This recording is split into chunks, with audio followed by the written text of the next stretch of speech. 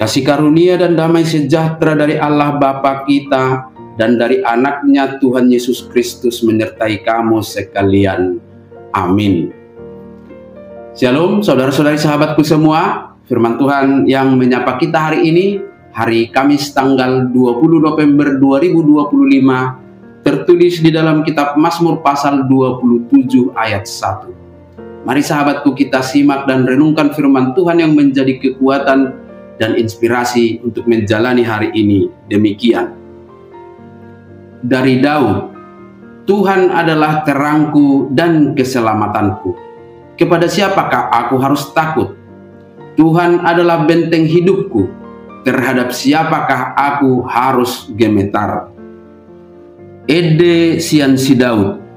Jehovah do panot dangiku, dohot hatuauku. Tung ise mahabiaraku. Jehovah do partano batoan ningoluku, tung mida ise ma'ahu biahaton. Demikian firman Tuhan. Saudara-saudari sahabatku di dalam nama Tuhan Yesus, dari cerita Alkitab sedikit banyak kita sudah tahu kisah hidup Daud. Latar belakangnya sebagai gembala sampai kepada terpanggil menjadi Raja Israel. Tentu dalam proses perjalanan hidupnya pun kita sudah tahu apa yang dialaminya. Salah satu kisah sulit dari banyak kesusahan yang dihadapinya adalah kebencian Saul. Saul membencinya bukan karena Daud jahat, melainkan karena rasa iri Saul karena Daud dipuja dan disanjung putri-putri Yerusalem sebagai pahlawan dan dianggap melebihi Saul. Saul sampai-sampai mengerahkan pasukannya ingin memakan dagingnya. Aneh memang, memburu seorang seperti Daud harus mengerahkan ribuan pasukan dan itu pun tidak berhasil. Di balik keselamatan Daud inilah dia bersaksi, Tuhan adalah terang, keselamatan, dan benteng hidup. Yang pertama sahabatku, bagaimana Daud menyaksikan Tuhan adalah terang. Ibarat matahari sumber energi yang menghidupkan, demikianlah Tuhan Allah adalah terang, memberi kehidupan. Dengan terang itu, Daud bisa berjalan pada jalan yang benar, karena dalam penyertaan Tuhan, dia tidak mendendam dan tidak membalaskan kejahatan Saul dengan kejahatan. Sahabatku, kita diingatkan supaya mengandalkan tuntunan Tuhan dalam menjalani kehidupan, sehingga ketika kita menghadapi kesulitan, kita tidak tersandung dan jatuh, karena lewat firman-Nya Tuhan akan menerangi jalan hidup kita. Yang kedua sahabatku semua, Tuhan adalah keselamatan. Nyawa Daud memang benar-benar terancam.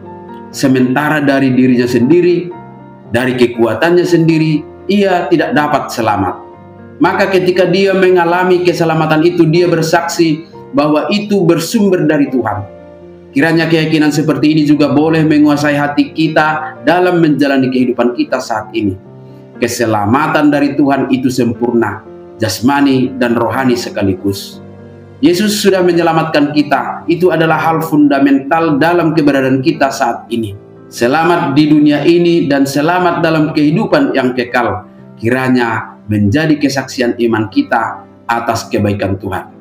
Dan yang ketiga sahabatku semua, Tuhan adalah benteng hidup. Dalam dunia peperangan tentu benteng itu akan memberi keamanan. Ini adalah gambaran hidup kita yang sedang dalam peperangan rohani. Kita membutuhkan benteng yang membuat jiwa kita teduh.